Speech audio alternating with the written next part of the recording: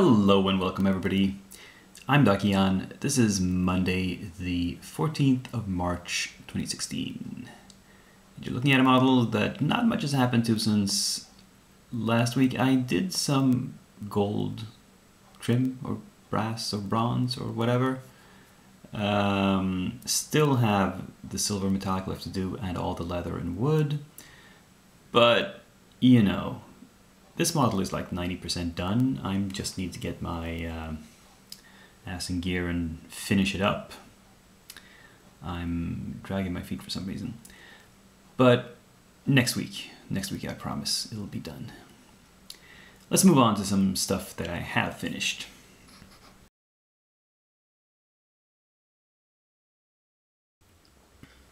The bores are ready to charge. I've painted up the ones I started last week.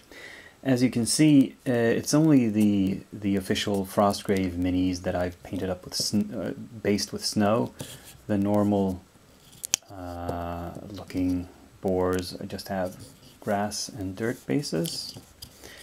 And they're not terribly interesting looking, but that's the nature of natural beasties, natural animals. They're mostly just one color, and it's difficult to get some variation in them. At least here I painted the sort of the bristles on his back a different shade, and I went for it turned out more grayish. If you compare to their version is kind of a grayish brown, while mine is more of a brownish gray. You know, it's a matter of interpretation. Could have gone either way. As for the rats, instead of going like flat black, as they seem to be, I went for more of a really deep brown with black shading in the cracks. But the same, tried to get the same kind of pinkish tone in the tails and nose and ears and paws. And yeah, I really like how these rats turned out. They're you know, cool examples of D&D style giant rats. So, oops. All in all, quite pleased with this bunch of minis. And here we have some frogs and cats.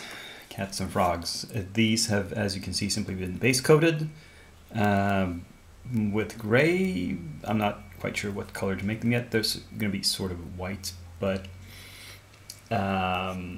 probably bluish gray shadows on the toads.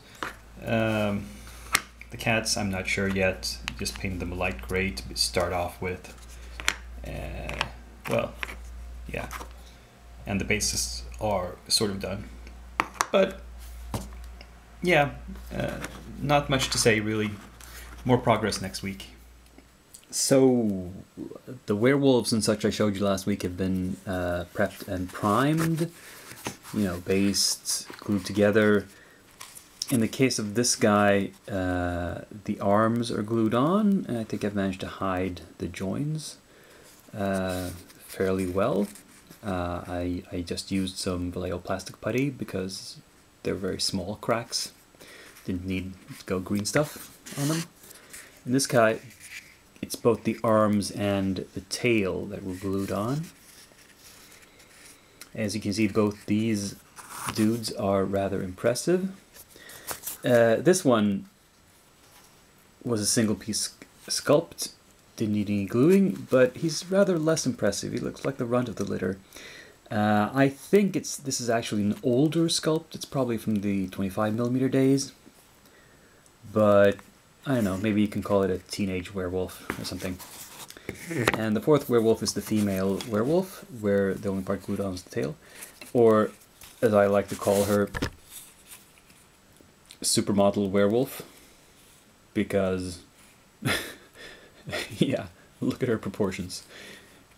It's a little silly, but what you gonna do? And finally we have the snow troll here, who is a massive beast. And he also was a multi-piece model. The arms are glued on, the head, you can still see a little bit of the crack. I didn't manage to fill that in completely, but I don't think anybody's going to notice because it's in shadow once it's painted. The waist here, the top and bottom, that is not perfect, but I could go in with some green stuff and even that out more, but then I would have to sculpt the hairs as well, and I don't know if it's worth the trouble, to be honest. And this base is molded using one of my one of those basing stamps I have. In this case, the big ones that I got from a Kickstarter. What's it called? I forget. But anyway, and he was affixed to them by pins before priming. It doesn't look like, if you look too closely, he's kind of not fully on the ground, but once it's painted, I'll probably add some flocking, either some grass or some leaves or dirt or snow or something under here, so it'll fill that gap out and make it look more natural. And maybe I'll get started on these by next week. Looking ahead to what's next for the Frostgrave projects, I'm thinking of these war dogs from Reaper. Now these have a slightly different packaging. You know, I think practically all the Reaper models I've showed you so far have been from the normal Dark Heaven Legends range, the one with the green cards. These purple ones are from a range called Warlord, which was originally supposed to be a war game. But anyway, these are some pretty darn big dogs. They come with these cavalry bases, 25 by 50 rectangular bases. I'll have to see if I actually want to use those, because everything else is on round bases that I've made for Frostgrave, and I'm not sure, especially these guys are not really big enough to need that. They could be on 30mm round bases, couldn't they? This guy, maybe not on a 30mm, oh, but possibly. That would fit in with most of the beasts that I've made. We'll have to see once I unpack them. And also, this guy. Let's see, there, we're in focus. This is a official Frostgrave mini. This is the Genie, and this is his lamp. Well, actually, this is a pedestal, and here's the lamp, which affixes to that somehow. And these are intended for use with a specific scenario, which is in the basic rule book for Frostgrave. So I thought those would be good to have in case I ever want to play that scenario. Yeah. So that's what's on the schedule.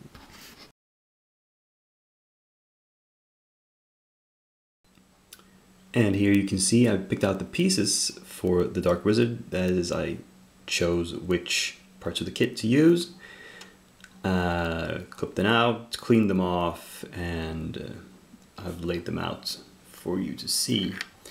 And now I'm going to be painting this in sub-assemblies. I'm not going to assemble all of it at once, and that is because if I attach these side pieces, the main portion of the body will not be accessible for painting. I'm going to have to paint the insides first and then put together the cloak and paint the outside. Similarly, in order to paint this collar properly, I have to attach that first, paint it, and then put the head on, and really paint the back of the head at least before I put it onto the model as well. I'm also going to build up the base with some material, probably some cork, to make it a bit higher, and to make it so his robes aren't dragging on the ground. And yeah. So this is as far as he's gotten today.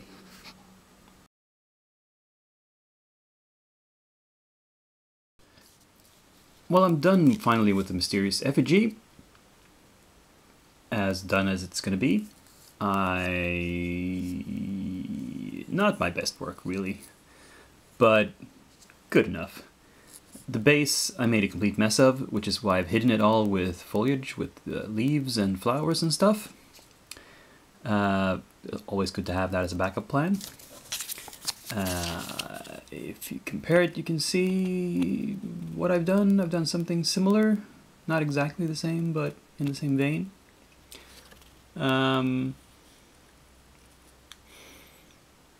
And yeah, I mean, I wasn't terribly inspired by the sculpt, to be honest.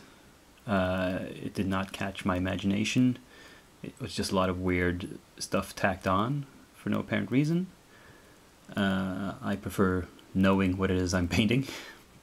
I guess you can call me a realist that way. But anyway, he's done, and or it.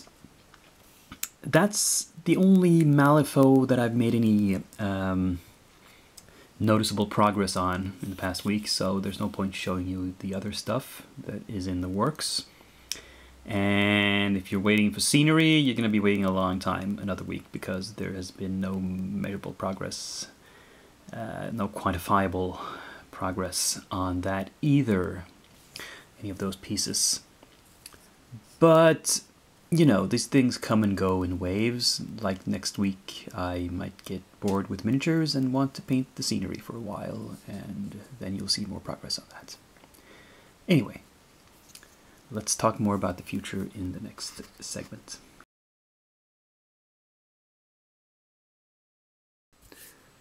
Yeah, feeling pretty good about my progress this week. And I thought I'd close out by just doing a little bit of an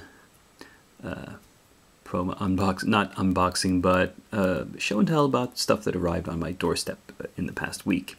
The Womp store had a discount for a while for some reason, so I picked up some more scenery bits. This thing is, I don't know if you can tell, it's a table with a base. And this, don't mind that it says Space Knights there. The important thing is it's a librarium set, which is, it is a lot of books, open books, closed books, flat books, and some candles. You probably need the candles to read by. And for some reason a few skulls as well. I don't know why those place in the library, but oh well. And then from Cromlech, here we have some animal skulls and bones. This is more, you can always find a lot of human skulls in in miniatures for some reason, but animal skulls are less common, and so I thought these were interesting to have on hand.